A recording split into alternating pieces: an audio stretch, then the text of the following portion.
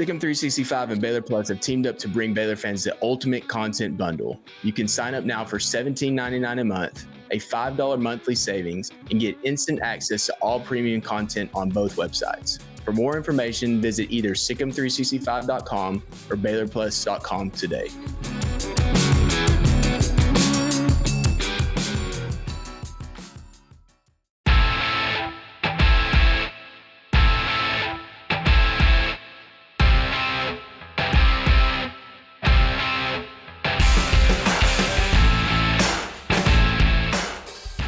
What's up, Baylor family? Welcome to Inside Baylor Sports, the official daily podcast of Baylor Athletics. It's Wednesday, October 16th, and it's time for our weekly visit with Baylor Director of Sports Journalism, Jerry Hill. Jerry, a lot to get into, so I just want to hop right into this. And we'll start off with a sport that we haven't talked about all fall, and that's the golf team, the men's golf team. Obviously, last week was a really impressive week for them and kind of showed the potential for this squad and what they look forward to once the spring rolls around. But in Big 12 match play, had a really good stretch. They did drop a match to Texas Tech, but bounced back, played really well, including an upset over number 2 Arizona State before dropping to BYU. But what does this tell us about Mike McGraw's team, what we could look forward to in the spring as they get ready for the, obviously, Big 12 and NCAA tournaments? Yeah, I mean, if you look at it, Colt, I think it's a 7-year history of this tournament, the Big 12 match play tournament, and Baylor's been in the finals 4 times. So this just seems to be a format that fits them really well. They won a couple of the first ones, and then they've now made it into the finals a couple of years in a row. So, yeah, I mean, I think what it says is that there is life after Johnny Kiefer. I think there was, kind of, if you put it in football terms, I think there was a lot of people questioned whether Baylor had life after Robert Griffin, but certainly have. And I think that's a good sign, is that you're still able to win and beating Arizona State. Like you said, they were ranked 2nd in the nation, and you beat them in the Big 12 tournament. So that's huge and a huge confidence thing. I think they expected to beat BYU in that final. They just didn't have a great day. But no, I think, it did show they can be competitive and they can play with anybody. So hopefully they finish off good fall with the Clerico and Tulsa coming up in a couple of weeks. And then they'll have a long break until spring. But yeah, I think this is very promising, Colt, to have that kind of performance in really your first big tournament without Johnny Kiefer. Yeah, I mean, upset anytime. Arizona State's now number 3, so they fell from number 2 to number 3. Baylor's not in the top 25, but I don't think, considering what they did earlier in the fall, that's not surprising. But it's something to build off of for sure. So I'm excited to see what Mike McGraw's team can do. As you mentioned, the tournament or the event in Tulsa at Oral Roberts is hosting that, and should be a great event for them to wrap the fall with and then get into the spring. So it should be, if they can build off that, I mean, that's massive. And obviously Coach McGraw has done a great job with the golf program over the years, and you just hope he continues to build in the correct direction. And with that, let's move on to the soccer team. And last week was a good and bad week. Obviously 1-1, you have the good, you have the bad. Now 7-6-3 overall, 2-4-2 in conference. Start off the week with a 4-0 victory over Arizona State, but then dropped the home match to West Virginia 0-2. So what were the outcomes of those games? Pretty much expected, or was that? I know West Virginia's record has been strong. That doesn't always tell a lot, but this point of the season, it should be pretty expected. A team that it has that type of record to be pretty good. Yeah, and I mean, West Virginia, if you look at the history, has been, predominantly one of the elite teams in the Big 12 in soccer. So, that wasn't surprising.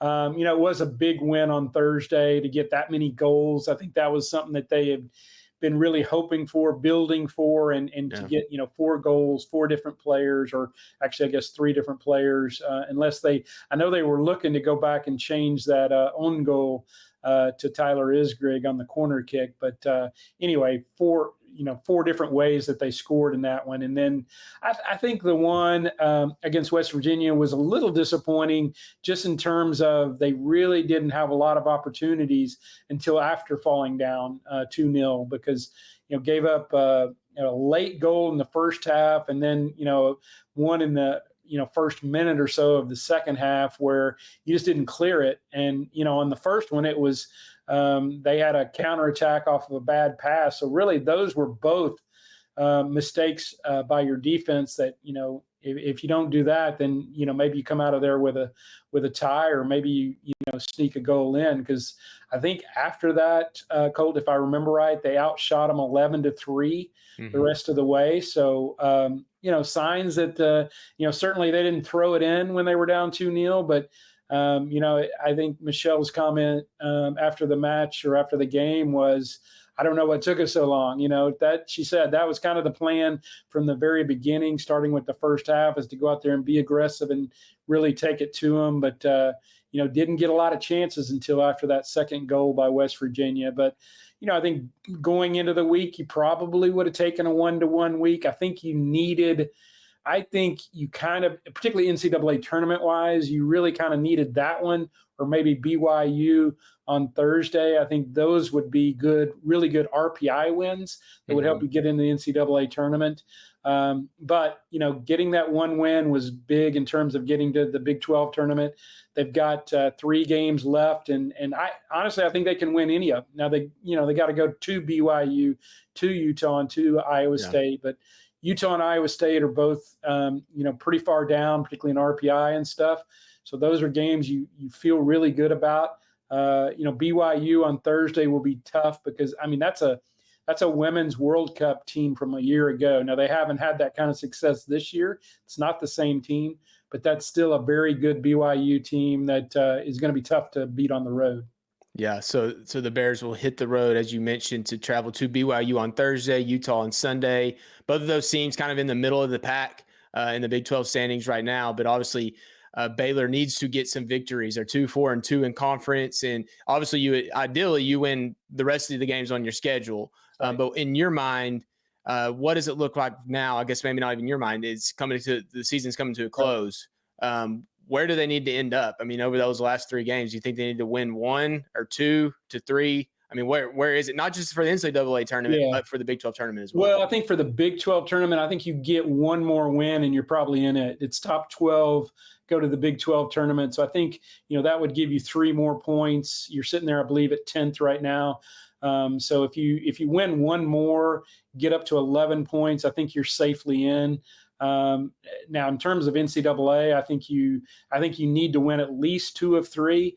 And like I said, if you can pull off a win at BYU, that would be huge in terms of your resume for the NCAA tournament. Because you think about some of the ones early, getting a win against A&M and just the schedule you played. I think there's enough of a resume out there. Your RPI is kind of in the mid 40s now. You want to see that go up maybe into the 30s.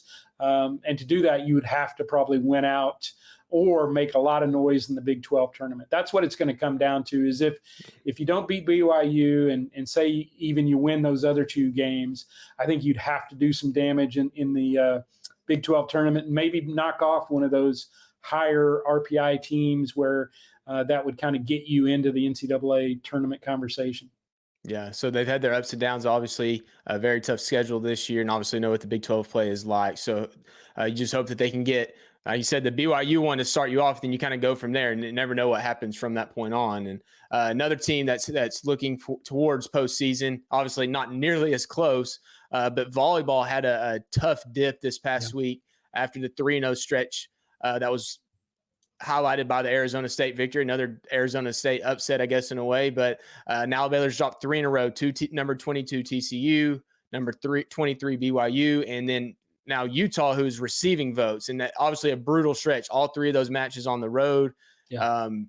Where is this team mentally right now? I know that they have a long ways to go, but how can they bounce back from that tough stretch? And obviously they're about to play 5 games, I think, at home in a row, which helps a lot when you talk about call it any collegiate athletics program. Being able to get those games at home are massive.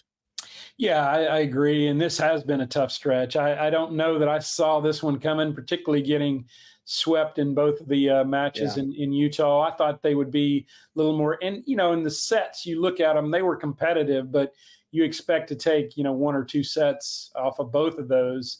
And if I remember right, I think maybe Utah had gotten in this week into the rankings. But yeah, that was a tough. If you go back to TCU, that's a tough stretch where you lose 3-1, then 3-0, 3-0. So that was disappointing. But there, like you said, there's a lot of the season left, and certainly they can do some damage the rest of the way. Utah did move up to number 20 in the poll this week. Baylor fell down to 22. So BYU sitting there at 24 and TCU's at 18. So all those teams now are ranked. So, I don't know that any of them are bad losses. It's just the way that you lost. You want to be more competitive even on the road, and hopefully getting back home, you get that, home cooking and you feel better at home, and you can get on a good run here because, there's a lot of season left, but you need to get on a good roll and kind of work your way back up. Because I think ultimately what your goal is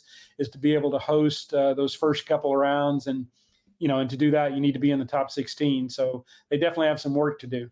Yeah. So that they face Cincinnati, the next 5 in Waco. They face Cincinnati on Thursday, and then it'll be almost a week break, and they face Houston. The Houston match is in Houston. It is not in Waco. So there's 4 or 5 at home. So they'll travel to Houston a week later on Wednesday, October 23rd, return home for TCU, Iowa State, and Colorado in 3 straight matches. So, TCU obviously tough as always, just lost to them 3-1 in Fort Worth. So that's a game that you're looking at. Hopefully you can get that one back. But the Cincinnati's up next. So for that team, getting a win over Cincinnati in Waco, you feel like that's a must win for where this team's going right now. You start dropping those games that you're supposed to win at home, it becomes pretty difficult later in the season.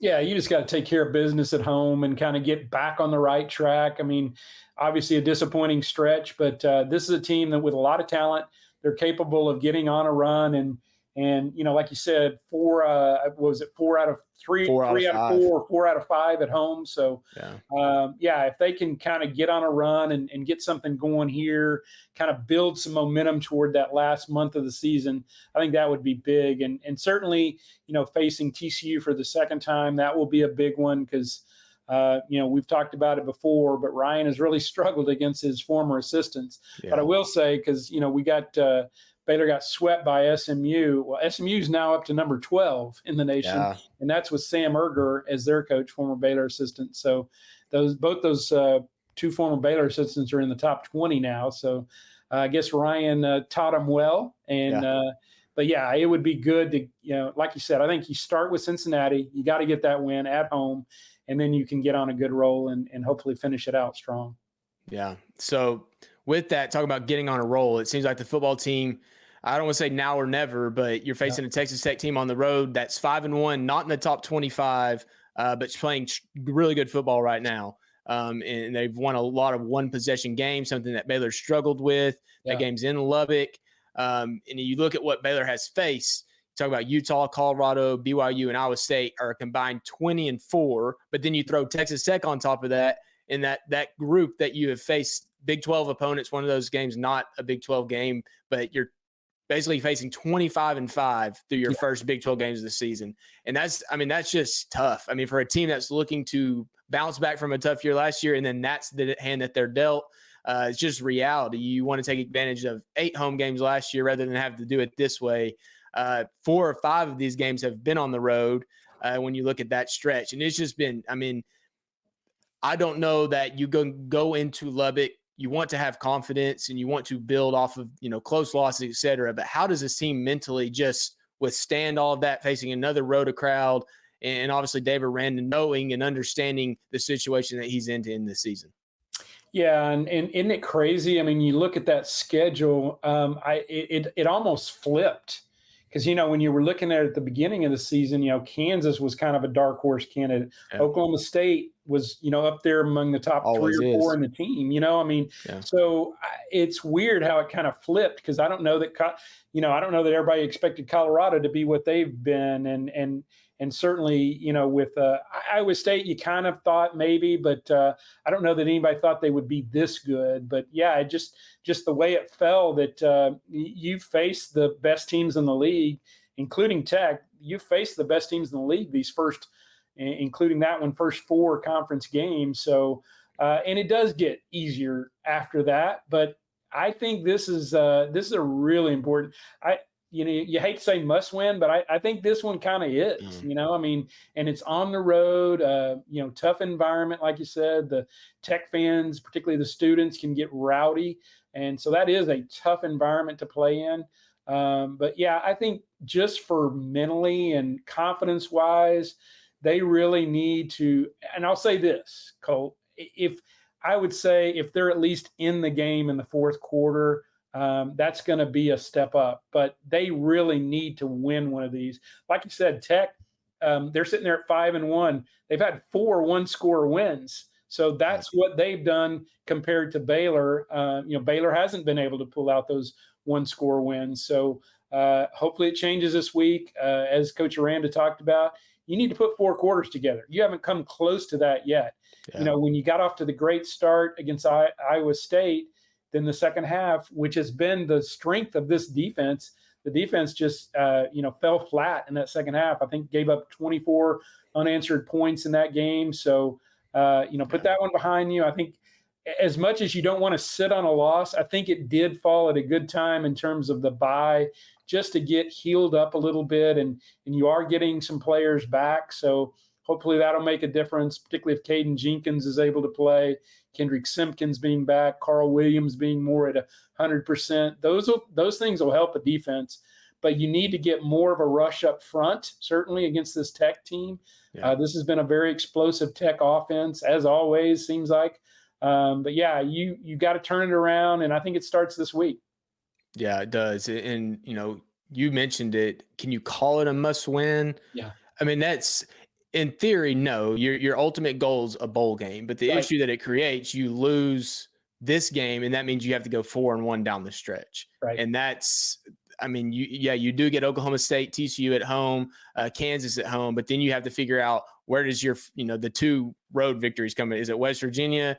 Is it Houston? Kind of looks like the most likely one now, but it's not an ideal situation to be in, to know we have to go 4-1 down the stretch when you haven't had not had a 4-1 stretch dating back to the beginning of 2022. So it's been a while since they've done it. It just puts them in a really tough situation. And I think for me, what it comes down to, Tech's defense is vulnerable. It's had its moments, and you don't want to put it all on the offense. Dave Aranda's not approaching it that way, but I think if you go into this game and you feel like you can match Tech's ability to score early with your own offense, maybe that allows them to settle in and kind of keep that game at an even kill. Because if you get in there and it snowballs, I mean, you don't know what's going to happen on the road. We saw it in the second half of the Iowa State game. Fortunately, they have faced other environments. If you look at Utah, which Utah is now a completely different Utah than the one Baylor faced, but then Colorado on the road and obviously Iowa State. But they need to keep this game particularly close. And I think then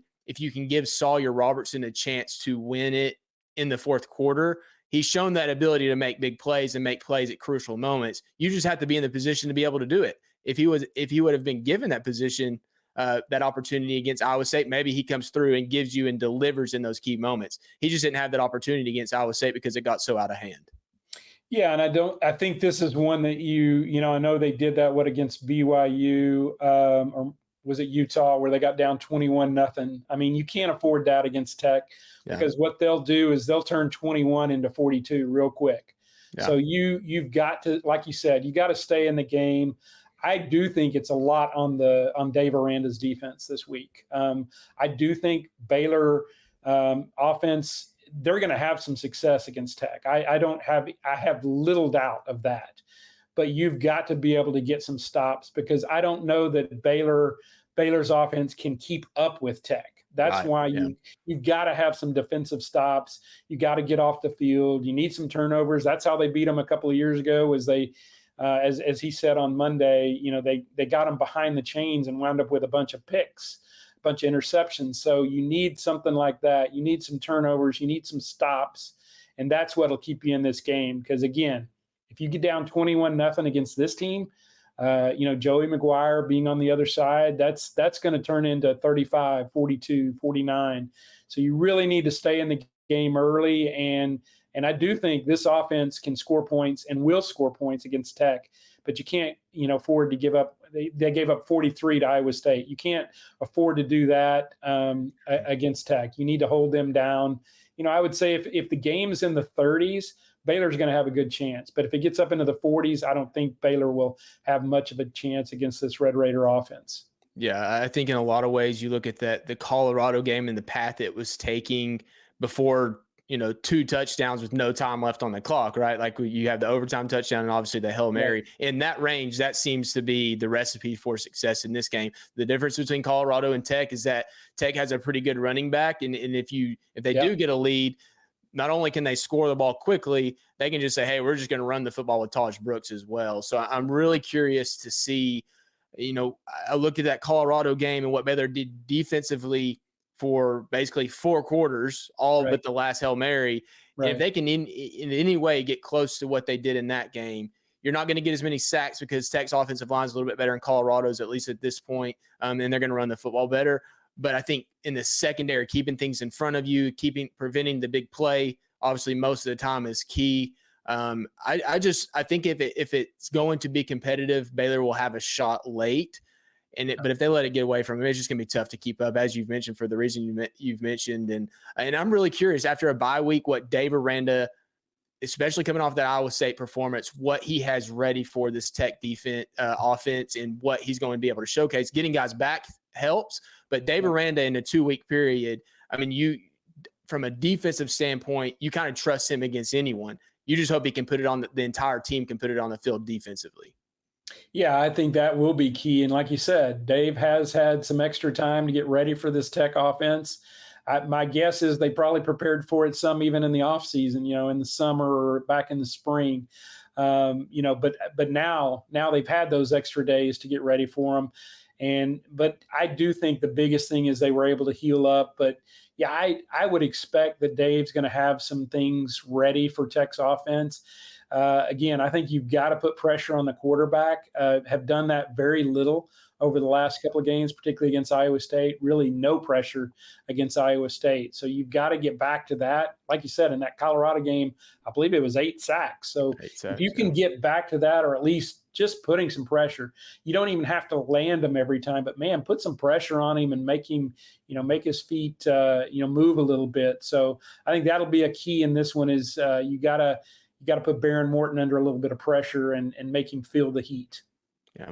All right, Baylor family, that's going to do it for this episode of Inside Baylor Sports. As always, thanks to each of you for listening. For Jerry Hill, I'm Colt Barber. Have a great Wednesday, and sick 'em Bears. Sick 'em Bears.